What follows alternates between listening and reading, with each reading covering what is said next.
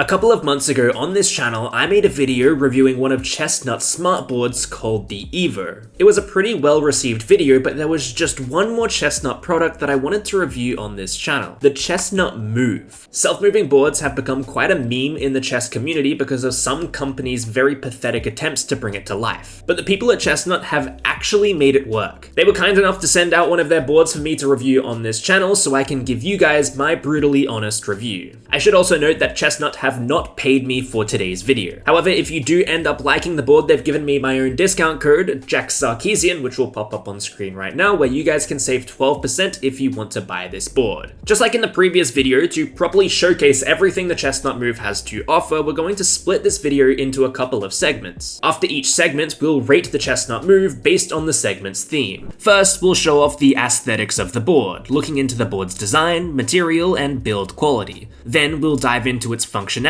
In this section, we'll mainly look into how you can actually use the board to play games, whether that be against an engine or against real players online. And finally, we'll look into all the possible integrations and what the ChessNut Move is compatible with, which is of massive importance if we want to call any digital board a smartboard. With all that being said, let me show you guys exactly what the ChessNut Move looks like. Just like in the last video, before we even look at the actual board, I wanted to take a moment to appreciate the packaging for the ChessNut Move. Obviously, this doesn't change anything about the actual board, but it is absolutely stunning. The actual board is 520mm by 632, with a height of 22mm. You might be wondering what reason the board has for not being a perfect square, which we'll address later in the video. This means it has a surface area of 3,286.4 centimeters squared, whilst another product like the ChessNut Evo has a surface area of 1,768 centimeters squared, so the Move is quite a lot bigger than the Evo. Just for some added size comparison, a single square on the Move is 5.5 centimeters, whilst on the Evo, a single square is closer to 4 centimeters in size. The board itself has a wooden frame with a metallic spray paint finish. There are still LED lights on the Move, however, they are not as necessary as they are on the Evo, as the pieces move on their own on the Move. But it's nice that the feature hasn't been taken away from us. It mustn't be understated how beautiful this board is. I think it's slightly nicer than the Evo board and feels so seamless overall. What's super interesting to me though are the pieces on the Move. You can either get wooden pieces or plastic pieces. Considering we showed off the plastic pieces in our last review, I decided to get the wooden pieces this time. In the case of the Move, I actually think the plastic pieces look slightly better. This is because the wooden pieces need a small metallic casing to hide the motor within each piece that allows it to actually move. The plastic pieces are a constant color all the way down, which helps hide the motor better.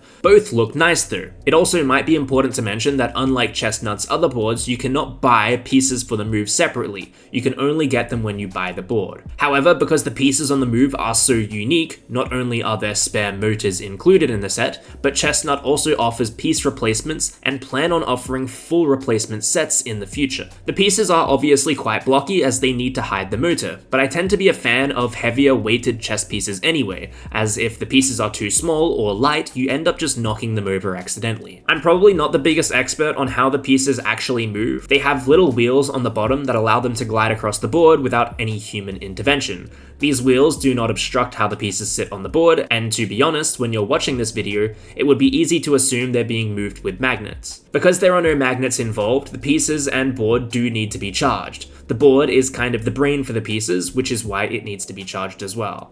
Both pieces and the board have a battery life of around 8 hours, although one would assume pieces that need to be moved more frequently, like the pawns, would run out of battery faster than a piece like the king. The pieces can be charged via the ChessNut charging pad, and the board is charged through a Type-C cable, which comes with the board. There are also spare piece batteries in case one of them breaks for whatever reason, although from what I can find online, people don't seem to be having long-term issues with the batteries. I'll also put the actual dimensions of the chess pieces on screen right now, rather than reading them out individually, with each piece weighing around 35 grams. We'll get some technical information out of the way too. The Move has a built-in omnidirectional microphone and a mono 5W speaker, as it boasts a voice control feature. It also has a quad-core Cortex A55 processor. The board is beautiful. I do prefer the plastic pieces to the wooden pieces, so if you do get the choice, I would probably recommend the plastic ones. But in all fairness, there isn't really a better way for them to hide the motor on the wooden pieces pieces than to use a metallic casing. I think my only criticism of the ChessNut Move is the charging pad. Maybe I'm just looking for things to criticize, but I don't see why the actual board can't just be the charging pad for the pieces. We have the technology for wireless charging nowadays, especially with mobile phones, and I don't really see a reason the same technology couldn't be used on the Move too. I actually reached out to my representative at ChessNut and asked about this, and they told me wireless piece charging directly through the board is actually a new feature planned for the next generation Move.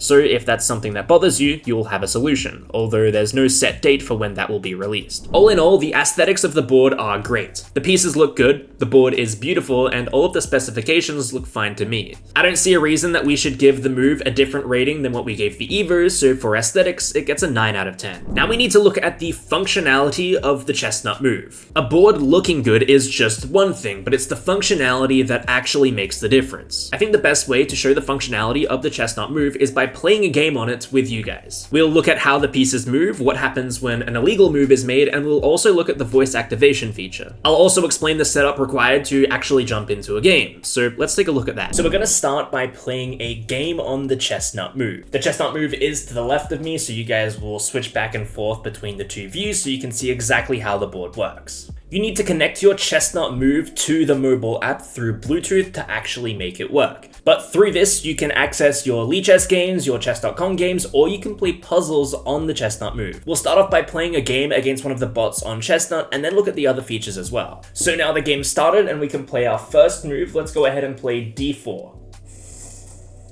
And we can see we didn't have to move a muscle, and the ChessNut Move has made the engine's move by itself. So we can play another move. Let's go ahead and play c4.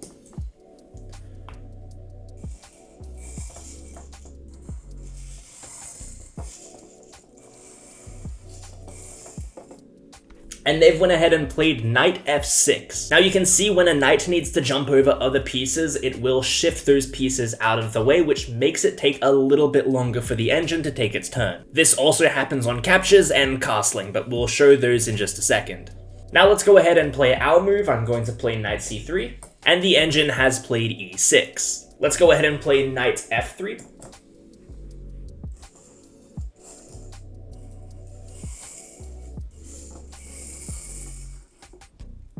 And the engine plays bishop b4. We'll skip ahead a couple of moves until something interesting happens because I feel like you guys probably get the idea.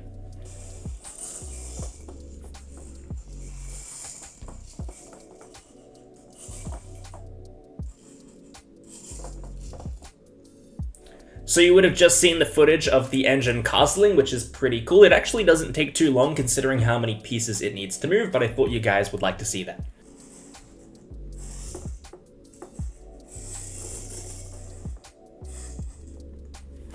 So you can see on piece captures as well, the engine will move your pieces to get them out of the way so their pieces can occupy that square.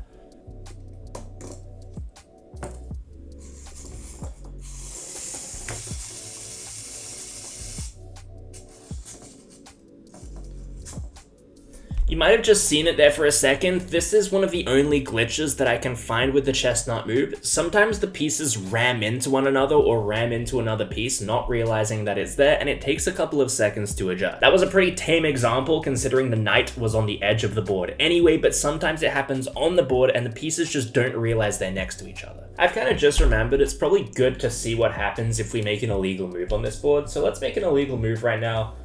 Queen takes king, sure, I know it's also two hands, but let's see what happens if I make this move.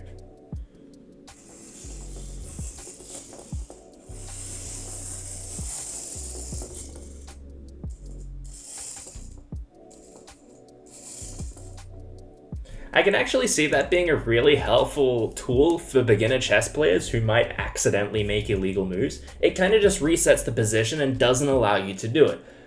Which I think is probably the best way of doing it, just kind of resetting the position. So it doesn't actually let you make illegal moves. I actually wonder what happens if I just take a pawn. Let me say I take a pawn and I hide it. Does it actually replace it with a pawn off to the side of the board? That's kind of cool. So if Anish Giri is around and he steals one of your pawns, you will get your pawn back. And they've not really defended the mate anyway, and we get queen h8, checkmate. and you can see the bottom half of the board lights up green, a nice way to indicate that somebody has won the game. But that's essentially all you guys need to know about the games on the ChessNut Move. It's important to note you can also play real live games on Lichess and chess.com. I think just for the purposes of this video, I don't need to show that because it's literally the same function, but you would probably want to have increment in any of your games considering the ChessNut Move does take a little bit of time to actually put the moves on the board. But that's not everything that I wanted to show you guys. There is one more really cool thing that the ChessNut Move offers that no other SmartBoard does. Before we do that though, if you can't be bothered setting up the board again, you can click restart and look what happens to all of the pieces. They literally almost all move at once. Within about 15 seconds, all of the pieces will be completely back to their home square. So we'll see what happens.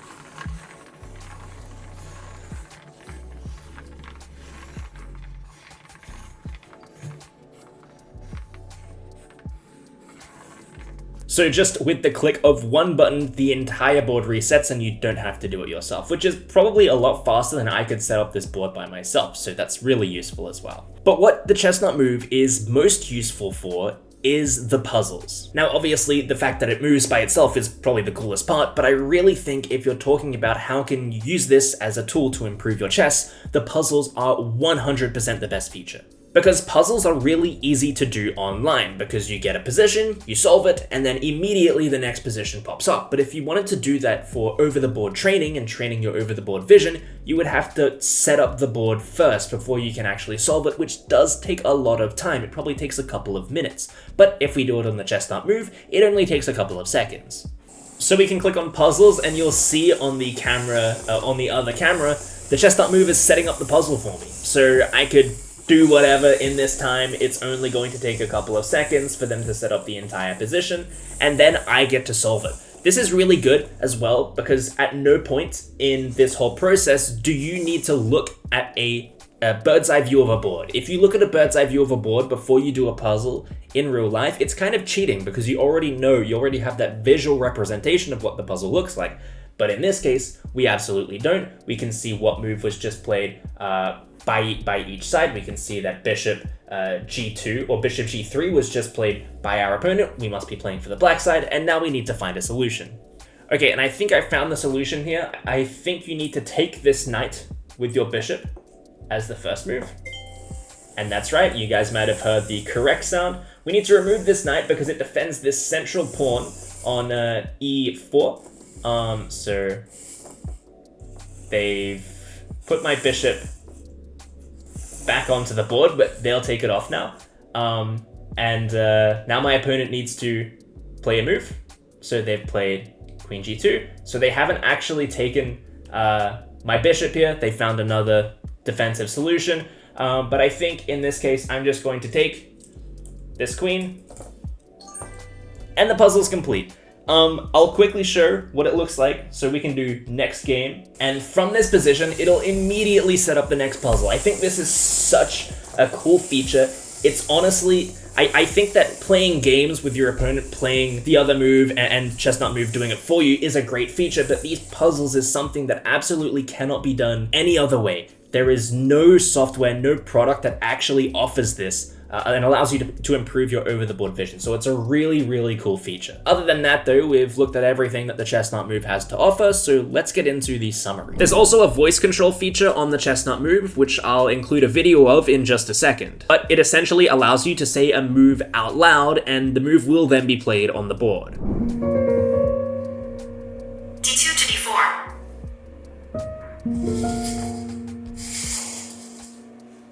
d7, d5. b1 to c3.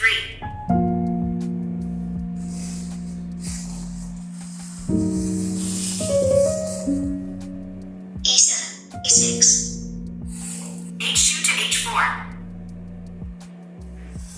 I'm not really sure how useful this will be for the average person's day-to-day use. It's good for practicing blindfold chess, and it makes the board more accessible for anyone with a visual impairment or some kind of limited upper body mobility. It's a cool feature, it works perfectly, but I don't really see the average person getting a big use out of it. As far as functionality goes though, everything works as intended. I did find that on turns where a knight needed to be moved, the move was a little bit slow, but it's very obvious boards like this are meant to be played with some kind of increment, so that's to be expected. I also found this glitch where sometimes the pieces would ram into each other and not realize it, which delayed the move by a couple of seconds. However, this is a software thing, so if you buy the ChessNut Move, they will obviously roll out software updates, and this can be fixed without you needing to buy a new board. I also didn't really like the charging pad that the pieces came with. It works fine, but I found that the lights indicating if a piece was charged sufficiently or not was kind of glitchy and didn't really give you an accurate representation. What maybe bothered me more though was the fact that the charging cable that came with the ChessNut Move was USB-C to USB-C. I don't really see a single reason why that would be a good choice. Like, I don't mind USB-C at all, but wouldn't USB-C to USB-A make a lot more sense? Maybe the norm for charging cables is a lot different in other countries compared to Australia, but I still think that ChessNut should at least give you the option to choose what kind of cable you want depending on what country you're from. Because unless I'm going to charge this board from my laptop, I would have to go out and buy a new cable anyway. All in all though, the cable situation is actually my biggest criticism of the functionality.